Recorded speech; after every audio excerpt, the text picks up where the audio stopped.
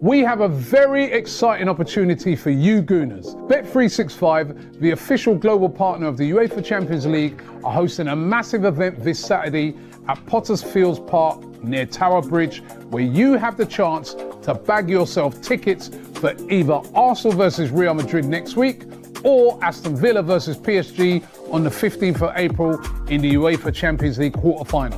Bet365 will be hosting a physical version of their big ticket giveaway competition from 4 p.m. on Saturday, which will include an appearance by club legend Sol Campbell and the famous UEFA Champions League Trophy. So all you need to do is head down to Tower Bridge, give a game a go, 25 and over only, and ID verification is required.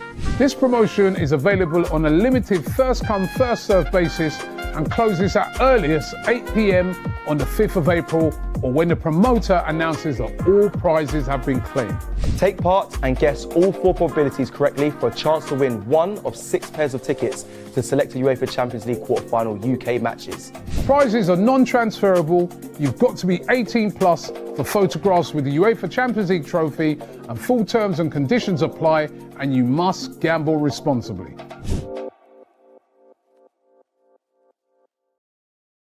Yo, people. Hope you're good. Friday evening over here in London, but you are tuning in from all over the gaff. So hit that like button first and foremost. Some news to talk about. Big up everyone in the building already. The stream went up late, so if you're coming in late, apologies on our behalf. We're here to talk a little bit. And the title is Real Madrid related. I know before everyone says there's a game to go, don't look at it, don't overlook Everton and all of this stuff. It's hard not to. And to be honest with you, I ain't got much more to say about Everton. We need to see something and hopefully take it into the Real Madrid game. But the Real Madrid game is really what we're kind of here for, even though there's an Everton game in between. But yeah, the big news, UEFA have cleared the few players involved in whatever they were involved in. As far as I understood, it was their mockery at the end, or the over celebration, if I'm not mistaken. Maybe a bit of disrespect there towards the Atletico fans. Is that what they was supposedly being investigated or charged for? I'm not too sure, but whatever they've been investigated or charged for, it's not going to be relevant for the Arsenal game, because there is a couple suspended 1-game bans in there, but that's a year probation period. So I guess if both Mbappe and Rudiger don't do something to make UEFA look at them again, then they'll be all right in a year. I don't really know, if I'm honest with you. All I know is they're playing against us on Tuesday, and that's all I really need to know. And they'll be there next Wednesday after that. Unless something else happens in the first leg. But yeah, I mean, I wish it could have been better news. On one hand, I'm going to say, if it was Arsenal Tottenham in the Champions League, because essentially it's a local derby, right? I know Atletico are a much more successful side than Tottenham, but let's say it was Arsenal Tottenham and we beat them in the same fashion. Just beat them anyway, but let's say beat them in the same fashion. I probably would have, I would have expected a little bit of that from the players. I would have kind of enjoyed a little bit of that from the players. So if there was any suggestion that those said players could now miss the next leg, a Champions League quarter-final against whoever, a Champions League quarter-final full stop, I'd be like, nah, that'd be another football's gone kind of thing. So be it. They're available. Could have done without them, if I'm honest, but that's my Arsenal bias there, and we are on AFTV, so Arsenal bias is very relevant. But Mbappe, Vinicius, Rudiger, and Ceballos, all 4 of them players who will be investigated, they're all good. 3 of which will start the game in Mbappe, Vinicius, and Rudiger. Ceballos, I'm not too sure about. Probably not. I say probably, most definitely not, but will probably play a part across both legs in some way, shape, or form. But Mbappe, Vinicius, and Rudiger, I can't lie, even without them, I probably would have said it's still a tough ask over 2 legs, but they're there, people. They're there. I'm saying see you next season. I hear it though, because when you couple it up with our news, which is, broke yesterday about Gabriel, it really didn't need to break. The way he went off kind of told us he ain't making that game, and as optimistic as you would want to be about it, it didn't look good at all. So for me, it was always the first leg for sure, and the second leg probably, and now it's the rest of the season. Why are we getting so many hamstring injuries? Been much debate. Will probably continue to be debated because it has, it has been an area of concern, or it definitely now is an area of concern when you consider 3 surgeries, hamstring related, across the season to 3 players that, are key in some shape or way. As much as I, look at Havertz and think, we should be doing much better, and it was a terrible signing. He is important to what Arteta is trying or has been trying to do this season. So 3 players like that to pick up what they picked up, yeah, it is of concern. I do think the coach has to look at his methods. I think the coaching staff have to look at their methods. I think overall there's got to be, an internal investigation into, and that sounds very internal investigate. I don't mean it like, I don't expect Sherlock Holmes to come in with his magnifying glass and start doing. I expect them to be, around the table one day or on a Zoom call where, if the Cronkies don't want to make it, and talk about the reasons behind it. Because as much as fortune comes into it and luck comes into it, I get that 100%. In a football world of science and so much maths and all of that thing, you'd expect them to really look into the possible reasons. And I think transfer window is one of the reasons. That's why I'm saying it. Whether they want to, take that as a possible reason, that's on them. But I do strongly believe that as much as the coach needs to look at himself, and Arteta, the coaching staff do, maybe the league and UEFA do because of the amount of games.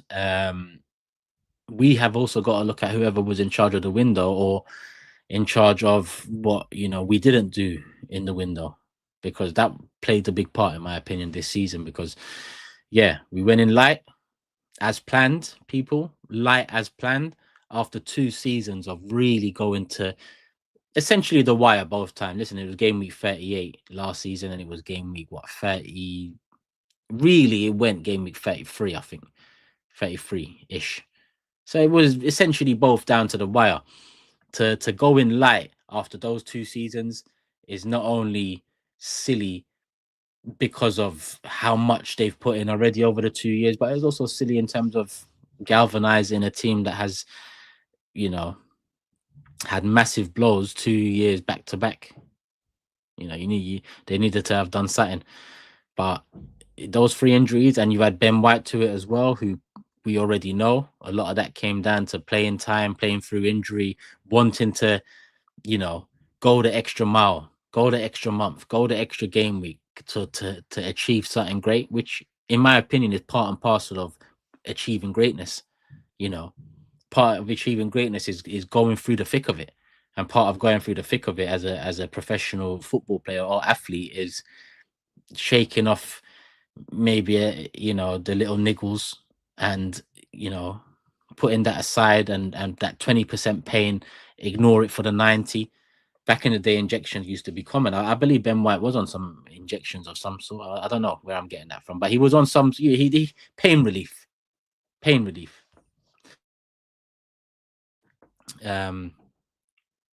Sorry, the chat's just gone. Oh, there we go, it's back, because there's super chat just coming in to make sure it's there. But yeah, where was I? Ben White. And yeah, so couple it all up. Gabriel out and Real cleared. It ain't looking good. Maybe I'm not the right person to be speaking to you guys and girls out there on a Friday night. Maybe you needed a bit more optimism, but it is me. It is me, unfortunately. I need a bit more optimism.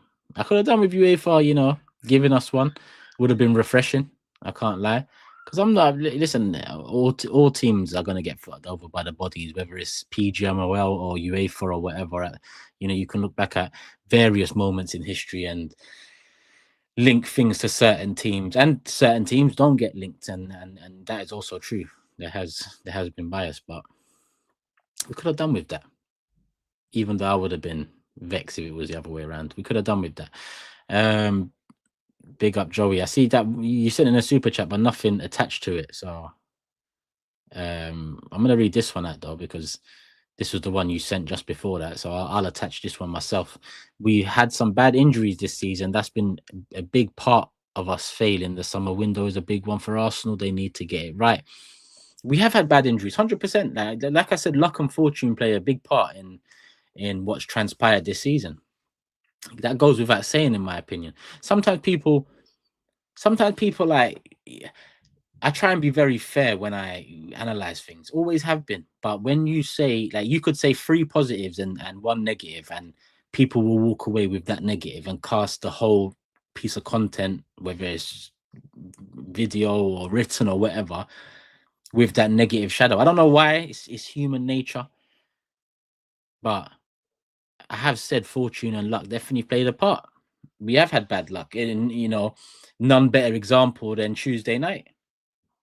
You know, the big attacker returns, our star in attack returns. He returns with a goal, but he doesn't return before our star defender picks up something that we can all see is going to have a big effect on our biggest games of the season. So that's bad luck and misfortune there. So 100% has played a part. The only, you know, we can talk percentages of blame in this as well. I often use it for Arteta and the owners and so on.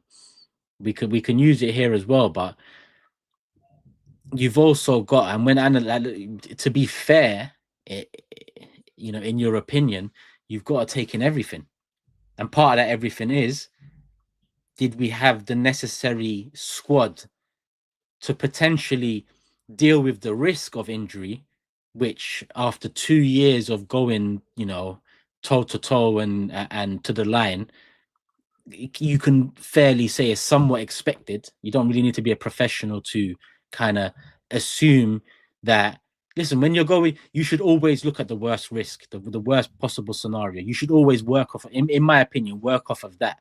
Because if you work off of that, then whatever scenario happens, that might not necessarily be the worst. You should be able to deal with it. And if it is the worst, then you should be in a much better place to deal with it than if you went into the season expecting the best again.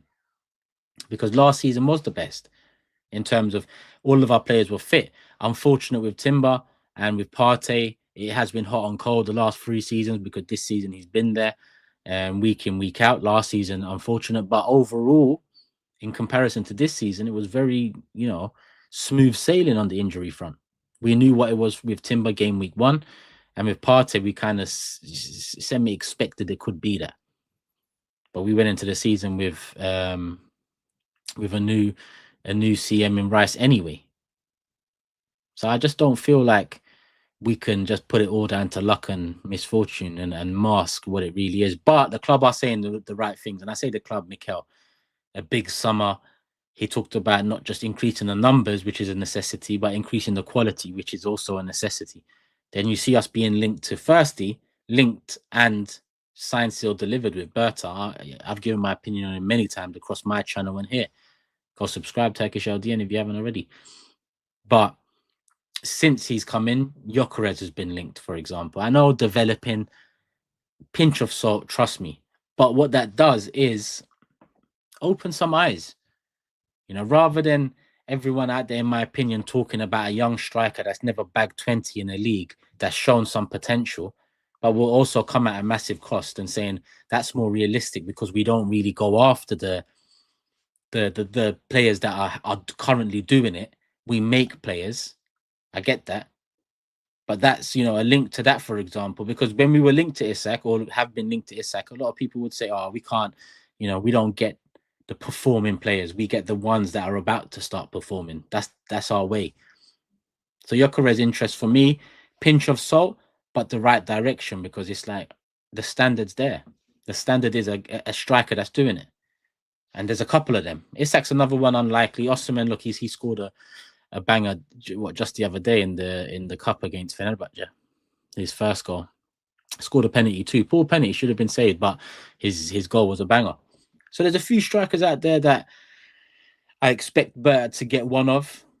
And then you hear the Nico Williams stuff, and Nico Williams again, a lot of doubt about him. And if I look at numbers, listen, 2 years ago, I said with Isak, when we were linked, I said, this guy's got 4 goals in La Liga. I don't know about this, you know. But at the time, when I look back, silly me, stupid me, you know, we're fans. It happens.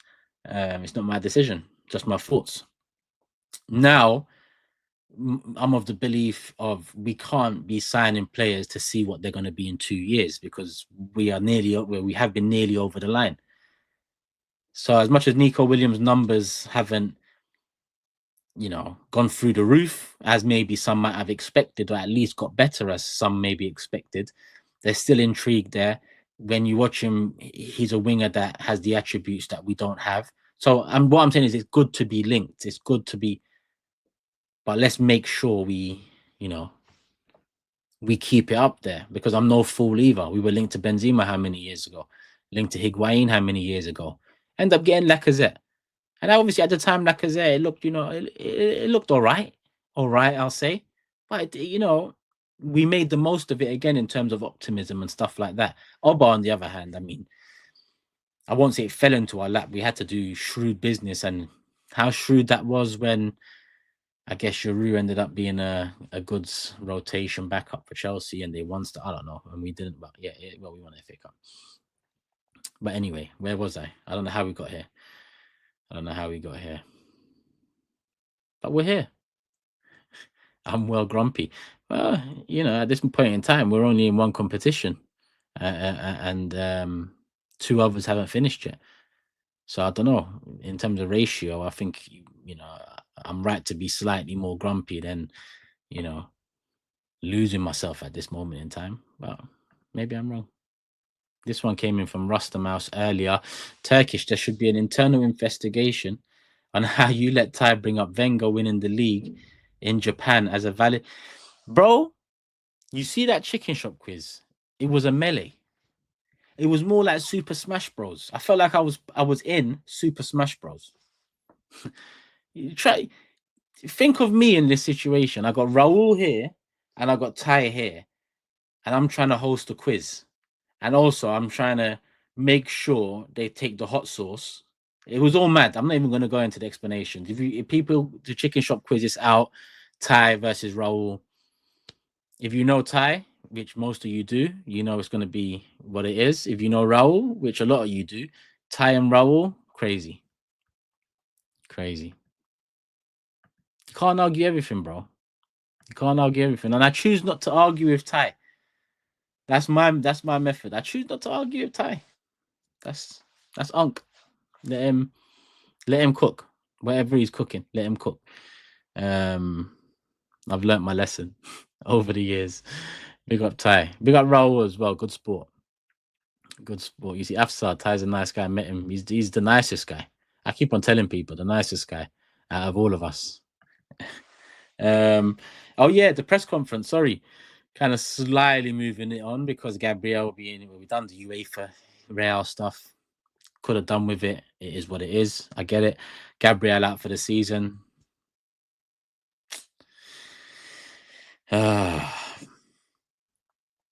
April, May, June. So what are we saying? 3 months he'll be out if he's had surgery. So he should be ready for the start of next season. All right. On the injury front, though, Arteta said Ricky is not fit. We know this. He's not fit. But let's see how Ben and Yuri are tomorrow. There's a chance. The thing about it is with Ben and Timber, it's, I don't know. Let me know your thoughts. But my thoughts on Timber is, if he is fit, you don't start him against Everton. Like, because he's not going to be 100% fit.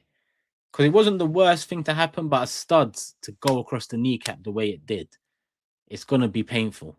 Like, and it's a different sort of pain when it comes to your knees. Like, so I think with Timber, I don't really mind. Let's just make sure he's fit for Real Madrid.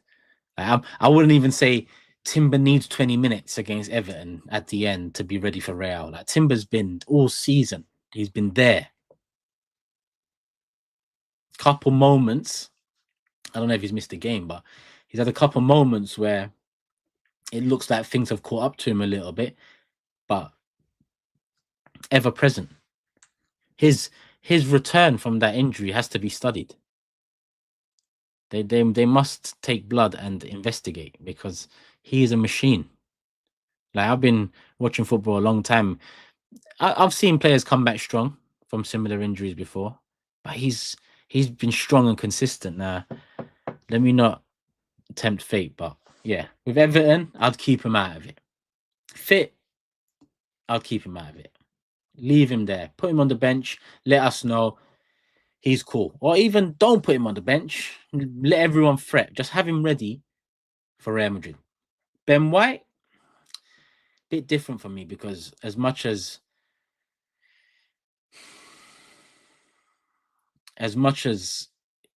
if he is fit, in my opinion, he starts with Saliba against Real Madrid. I'd need to see him first against Everton. Ideally, a start. Ideally, I say.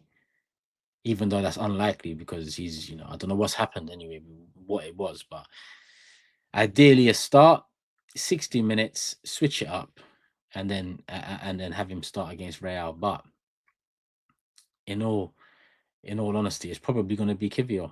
It's probably going to be Kivior, and by that I mean against Real Madrid. What would you lot do? What would you lot do? If I say what would you? I know most of you would say Ben White, Saliba. But the question I'm going to pose is, what would you lot do? Would it be a 70% Ben White and Saliba against Real Madrid? Or would it be Saliba and Kivior, and you play that against Everton just to build up the chemistry a bit more, or the understanding, whether that's of how each other play, or whether that's, the weaknesses either have to support, more so Saliba with Kivior, or even I look at probably MLS as well on that side, because it's going to be a tough ask. Rodrigo against Lou. I threw out the idea of, I didn't say drop Lewis Skelly. It protects Lewis Skelly, and I said in an ideal world, if Calafiori was fit, and this is before Gabriel got injured, I probably would have gone Calafiori left back, just because, and Lewis Skelly has been head and shoulders above him at left back in my opinion, but just because that's the guy we brought in.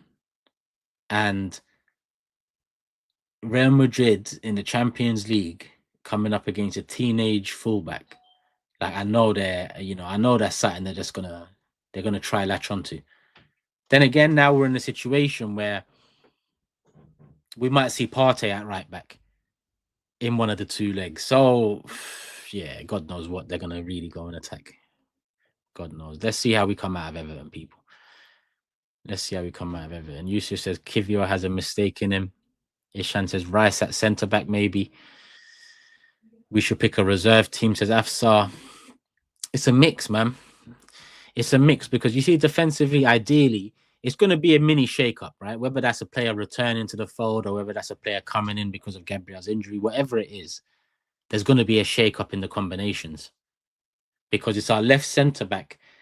And this is where I go into the whole maths and fucking science and everything, because football, your centre backs were your centre backs. Whether one was here, you would see them there. Now it's very much left and so on. So the middleman's out. So Lewis Skelly and Saliba have to make it work with someone they're nowhere near as familiar with, and then potentially, depending on Timber should be ready for Real. It's sounding all good. Again, let me not tempt fate, but it's sounding all good. So that side should be a lot stronger. But if it's Ben White, again, hasn't played many minutes with Timber. I don't even know how many times they played together. He has played with Saliba, but it's been a little while. So I think it's fair to suggest that maybe you go with the defense that you're going to go with against Real, just to build some bond. How much it'll save us, I don't know. How much it can, we won't know at the end of the day. I just don't want it, I just don't want our strongest area of the sides, which that goes to last season too, when our attack was doing its thing. But by far our strongest area being exposed against Real so early on, because that's what we've got to rely on. Even at home, I think, you know, that first 20 minutes, I wouldn't mind a dull opening. I wouldn't mind what I've been seeing in terms of maybe we're not creating the most chances, but we're not allowing many chances too. Even though recently we have allowed not many chances, but good chances. And you do that against Real, you'll find out. But I wouldn't mind the game that is looking quite dead after 20 minutes, boring. Oh, these men ain't here to play. I wouldn't mind that sort of a game. I also believe we have to come out of Emirates with a win to stand any chance at the Bernabeu, if I'm honest. I think a 2-goal margin would be ideal. And even then, you know, I'm a betting man sometimes, but I wouldn't bet on it. Even then, I think it'd be a tight one. So hopefully we can do something. Someone says Saliba has a mistake in him, but obviously when the other mentioned Kivior has a mistake in him, the frequency of a Kivior mistake or a Saliba mistake is, you know, I want to see the point, whatever number it is on those, since everything has something. Beanie says, Turkish, why aren't you celebrating our quote at our only one loss at home in the league trophy? Is that what people are saying? I don't know. Couldn't care less. Love slot. Honesty is the best policy, man. Honesty is the best policy. Verts or Pedri to City. Yeah, I don't want to talk about City now. I was talking to Steve earlier on the Big Six. We had it early today, 2 p.m. afternoon show. And he was mentioning that off the back of De Bruyne, a Premier League legend, by the way, who we've seen firsthand the magic that has helped City win multiple honours with him. But he was talking about the possible replacements, and Verts was top of the list. Not like for like, but area of pitch wise. Listen, Verts, baller. If there was any chance, you know, Arsenal could, then we should. And to be honest, we could. It's just that it depends on who else is in the market for him, and that's where over the years, yeah, when someone comes in, and yeah, people will mention Rice, Man City, all of that. Yeah, slightly different. I think that would have been a madness after all the negotiations we've done. For us to lose, I think the fan base would have lost it, because we kind of knew Rice was over the line before he was over the line. Every player has a mistake in them. It's true, Carl. Frequency now is a different thing. You know, every player's mistake frequency tends to be different, but a lot might be the same. Millions of players out there. Tarkowski, don't even mention that tackle. But that's the Pedro Morel for you.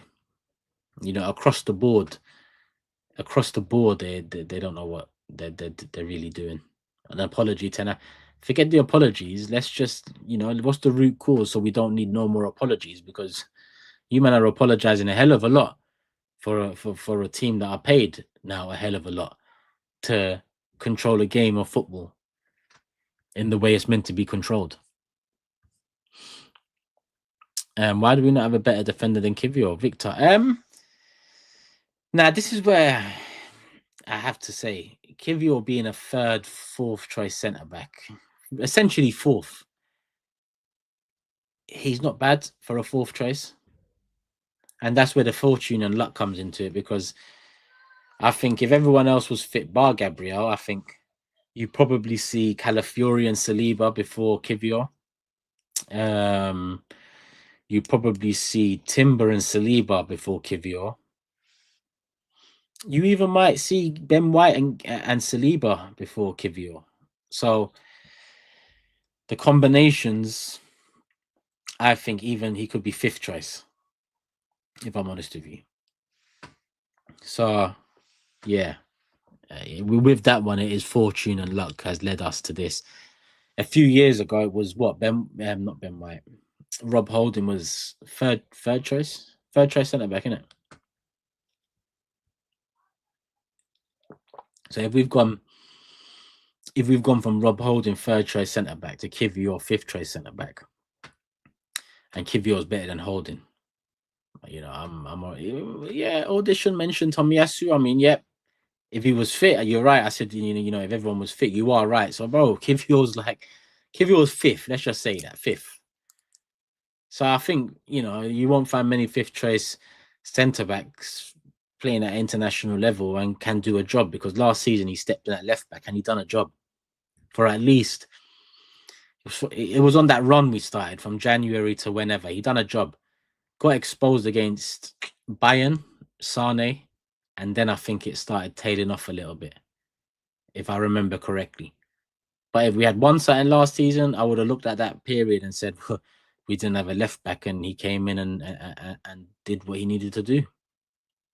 So I'm not gonna go all in on Kivior and the club for having Kivior, and that does lie with a bit of bad luck, because all of our injuries in that position have focused on that position, that one position, essentially a centre back partner for Saliba right now. Unfortunate. The Kiwi ain't ripe. Is that what Curtis said? To be honest, yeah, that sounds exactly like something Curtis would say. Kivior can step up, Mark. I mean, I've seen Senderos step up. Do you get it? He can step up. It's just the optimism with it. I also get that there isn't a lot, because we are coming up against an attack that, when I mentioned Sane kind of changed Kivior's fortune last season towards the end of it, in terms of how much we can rely on him in that position. I think, to be honest, I've seen the same from Calafiori this season as well, by the way, in terms of that style of winger. So I think, yeah, Kivior needs a great start. He needs a great start to the game. A wobbly start from him, like, you know, a scuffed clearance, maybe a 2-yard head start on a man, but the man gets it. You know, them little things that they might not necessarily result in a goal, but mentally you've had, you know, a knock within 10, 15, 20 minutes of the game. Long night, empty, long night. We need, but you know what would be ideal? Mbappe through on goal, 7 minutes in. What's happening? Where is everyone? Kivior flies and just ball. Who was it for Liverpool that did that? Bradley. Something like that. Something like that for Kivior early on. Just build that self-esteem, build the confidence, get the crowd like, oh, hey, he's on it. Yeah, we need that. But at the same time, we don't need Mbappe running through on goal. I'm just saying, you know, if I was looking back in hindsight at why he had a big game and that was a moment, I'd look at that moment and say he knew at that moment that he was going to be the guy. Victor says, you think we should play Saka tomorrow to give him time on the field? Before? Yeah, you give him some time. I'd say 65, 70 again in terms of coming on. So 25, 30 minutes-ish. I think that's more than enough to see him start the next game. If you're asking me, does he start against Everton? I don't think he needs to start against Everton to start against Real, in my opinion. He came on, he looked sharp. Arteta insinuated that he's been back in training a little while, played behind closed doors, friendly, and so on. So when he came on and looked sharp, and I don't just mean the goal, because the goal was a simple tapping. I mean, when he was on the ball, when he was looking for the ball, passing, moving, it was Saka back, you know, I'm not going to say back to his best, because it was a short time period, but he slotted right back in, and it's the Saka we knew. So, yeah, I think 30 minutes against, or do you start him and take him off at half time? I guess that's 45. That's a bit more. Maybe it's that. Maybe you start him and take him off at half time, so he starts at the same level as the rest of the Everton players, and you know, he tests himself like that rather than coming on when players are tired and he's a bit fresher. So maybe that. So I'd say start 45 or come on for 30. Either or, line him up for Real. Bob's your uncle. And yeah, we'll see you at the Emirates. That's the risk. Everton, physical. Yeah, that's the risk. And I guess that's why the question's being posed. And that's why you see Tarkowski's name in the chat earlier. And to be honest, Pickford didn't help Everton's allegations either in that game. But you see, Pickford, I get why Everton fans like him. If you got a player like that, you'd love him too. A bit of a see you next Tuesday type of player, especially in them derbies. Then again, look what he done to Van Dijk. That was mad. That was like 3 years ago now? That was mad. Reckless. So that see you next Tuesday-ish it's a thin line between taking the piss and taking the piss, if you get my drift. Decore and that. Jack said Chelsea had to beat Madrid on the way to the Champions League win. No excuses for Arsenal, really. I mean, there aren't excuses. There are reasons we won't do it, in my opinion. And reasons can be excuses, and excuses can be reasons, I guess. It depends on who's listening and who's saying it. But our squad's not equipped, in my opinion, to beat Real over 2 legs. You might see that as an excuse, and you might say your squad wasn't equipped a couple 4 or 5 years ago when you beat Real, and that's probably true as well. But it doesn't always work out like that. I think we should still be putting up a fight. We should still have something in it in the second leg, and it shouldn't be cut and dry after 90 minutes. I think that's the first thing that we need to make sure we do. From there, it is what it is. I mean, a bit of luck and fortune will play a part. Whether we do enough to earn that luck or fortune, because I believe a lot of it is earned. Real get a lot of it, but they earn a lot of it. Yeah, we'll see how it goes. But bro, I'm of that mentality. No point in being back in the Champions League and not wanting Real Madrid, Barcelona, Bayern Munich, PSG. English side, I don't really play them enough. Big up, Lee, man. Hope you're good. Brother. I'll bring him on at halftime, says Carl. Give the team and the fans a boost. Oh, against Real. Give the teams and the fans a boost. Hopefully it's not game over by then. I get that. I understand when people, will say bring him on to help boost or maybe change it up depending on game state. But I also want us to start the game strong. Like I've just mentioned, how we start the game defensively. I want us to start the game strong, not just start, because there's a balance. As much as I'd like us to have a few moments where defensively early on, Kivior can impose himself and get the confidence up, maybe the same for Silly, whoever else, MLS, whatever. You've got to couple that up with some attacking prowess to have them second guessing how much they can overload and go forward, to have them thinking, shit, they've got something for us. To have the fans thinking, this ain't just going to be a 90-minute low block, every man behind the ball, take what we can from set piece type of job. We have got something on the ground. And I think that something on the ground is only there with Saka. Unfortunately, back to player recruitment again. But that's my belief. But I'm with you. Again, if you say to me now, it's halftime, it's 0-0, and you bring on Saka, okay. If I say to you it's halftime, Real 2-0 up at the Emirates, and you bring on Saka, it's different then, because the pressure on him is even more at the stage of coming into the game, because it's big enough as it is. Because in terms of the attack, it's all on him. PW says, would you give KT a chance? Do you mean centre back? I don't know. In a back two, I don't know if he's, obviously I like Tierney more than Kivior. I've just spoken highly of Kivior in terms of, last season, and I don't know if you can say it highly, but I think he's good. He's a very good 5th choice centre back. But I think Tierney is more well equipped to deal with the threat of Real. And listen, at the same time, I don't think he's as equipped as we need either. but I think he's more mobile. He could better turn rate, moves quicker.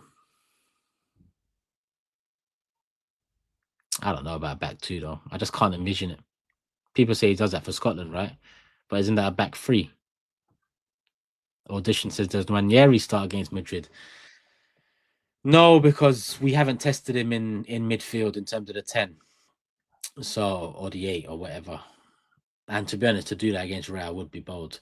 So I expect to see him off the bench. Marino, again, another goal. Nice goal as well. Listen, it's deflected, but improvised, weaker foot. Got over the ball a bit, kept it down, you know, helped win the game. So Nwaneri, ideally, I would have seen him more in a central position when Saka come on, and then maybe I could hope to see him start against Real. But at the same time, like Lewis Skelly, I'm glad that it's not all on Ranieri, because if it was Saka, if Saka was out of his first leg, there's a lot on Ranieri's shoulders, and I know it wouldn't have been on his shoulders like that, but in terms of our hope in attack, it would have been on him, you know. So off the bench, Victor Jesus, Tomiyasu, Havertz, they ain't back till next season.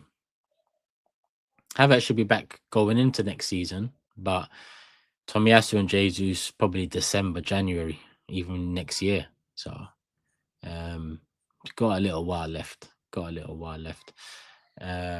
Cowden says I'll play Rice centre back and Zinchenko left back. Zinchenko is probably the least favoured left back in this game for me, if I'm honest with you. He would be absolutely picked apart by Real. I just cannot like envision Real not taking the piss out of the job Zinchenko has to do in midfield. I won't call being out of position all on his shoulders, because he's there to do a job elsewhere. But Real transition, the players they have, definitely Tierney before Zinni, MLS before Zinni. I mean, if Ben White's fit, I'd probably even put Timber there before Zinni. You know, if need be. Zinni's just too much of a risk against Real. Don't forget why he was phased out and faded out of the team initially. You know, how many teams targeted that side? And Real don't need to target a side. They're going to attack from every which angle. And some of those angles are going to be from that side. And more often than not, when you start Zinni, a lot of those angles are free to roam. So, yeah, not Zinni for me. Joey said, what do you think about the Williams signing? I'll be happy with Williams. I think he's a winger that has attributes we need. Kvaratskhelia would have been the one, in my honest opinion. More ready, more fit, more ready in terms of the stage of career, in my opinion. More ready in terms of physically. More ready, probably, more ready in terms of mentally as well. I'd go out and say mentally. But then Williams was a top performer for Spain as well, and you need to be honest, both are mentally strong. But I think Kvaratskhelia as well, Serie A, Napoli title, key player, the way Italian fans can be as well. So overall, that would have been my pick. But I'm dreaming there because he's gone. But yeah, Williams is probably the one I look at with most intrigue. Now, the only thing now, I just think, for me, Kvaratskhelia would have been as certy as you can get. Whereas the rest, the drop-off in certiness is like, I'm not 100% sure Williams is going to do his thing here. Like, I can't be 100% sure Leao would do his thing here. Or I can't be 100%. Actually, Rodrigo would be the other one that I think 100% would do his thing here. Because Rodrigo's really a left winger. He likes to cut in on his right. He's doing what he needs to do for Real, has been doing it for years. And to be honest, it makes him a better player. But I feel like, So Rodrigo was really the one. Kvaratskhelia, the more realistic one. Either we can't do it no more. We can't do it. Opinion about Odegaard, Rajat. Getting tired. I think the last performance, especially that first second half, he was better. But I mean, after a first half like that, it wouldn't take much to be better. And the second half, he should have scored, at least on target with his chance that came across, and he got behind it well, but couldn't direct it. I think Yeah, he's got I think there's a mental block with Odegaard. I think there's a lot of second guessing. There's a lot of safety first. He needs to shake that off. Is it tactical? That's my question. Is it tactical? Because it's happened to a lot of players, but it's just most evident in him because he's our creative. Well, is meant to be our creative spark, the one that it all goes through. So, yeah. I can't. Goofy says I can't. Turkish mate. Every single player was sloppy in the first half. Can't blame Odegaard. I know, but Odegaard's been sloppy for a long time. And the thing about Odegaard's sloppiness in the first half was just giving the ball away. Just giving the ball away, not being there when you need to be there, and then when you're getting the ball, not going in the direction either you should be or quick enough when you should be. And all of that is out of other players' hands. Everything I've just said there is not in other players' hands. You picking it up and going back all the time instead of going forward, as much as all of these players ain't playing well, and yes, some might have an impact on that because I've seen someone put one video of Ranieri where I think he did an overlap and they're saying, oh, this is why Odegaard's playing poor. Come on, let's not do that. Let's not do that. Marina up front. Yep, Marina up front, George. Marina, listen, his goal scoring ratio for us is better than the players that were playing there previous to him over the last couple of years. Let's not beat around the bush. As much as it hurts some people to say it. Firstly, it hurts me that Marino's our striker. Shouldn't be our striker. So I'm also hurt, people. But let's not lie to ourselves. He's got a better rate than both Havertz and Jesus over the last 18 months. So he has to start. And again, that hurts me. That I'm saying a number 8 that really failed to come and take a position that he was really bought for this season is now our number 9 against Real Madrid. Shouldn't be the case, but it is the case. But he deserves it. He deserves it. Mad. He says they know him well and might nullify him. I mean, it's not with Marino. You don't really nullify Marino. You make the chance and just make sure, like, he needs to be there for, like, it's just he's a moments strike. He's a moments player for us in that position in terms of if he's there and we can find him, he's shown quite a good instinctive finish, whether it's a header or a finish, like Leicester, cut across left foot, could have gone right but made sure on his left, or the right-footed one just the other day against Fulham, dangerous in the air. He's shown that for Spain as well. So for me, he deserves it. Real Madrid, I don't think nullifying Marino is the job. The job is nullify Saka, nullify an Odegaard, nullify a Rice. In turn, you nullify Marino by doing any which one of those in some way, shape, or form. So yeah, more clinical than Havertz for sure, 100%. He's doing a job. I can't believe I'm saying it, but he's doing a job. On that note, people, I'm gonna slowly but surely wrap it up. Make sure you hit that like button if you haven't already. Obviously, give us your thoughts in the comment section below. Hopefully you've enjoyed. I'll be back on my channel soon enough. Turkish LDN, the Big Six as well. We're doing a watch along on Sunday for the Manchester derby. I'll be on AFTV tomorrow for the Everton game, so make sure you're there too, people. When do we start? Oh yeah, I'm gonna start at 11 too. So yeah, catch me on starting 11 tomorrow morning, people. On that note, love for the love. Usually I have an outro here. Oh, there is an outro here. It's already connected. People. We'll catch up when we catch up. Make sure you're good. Family's all well. Enjoy the weekend. Don't let it all rest on Arsenal. The big ones next week.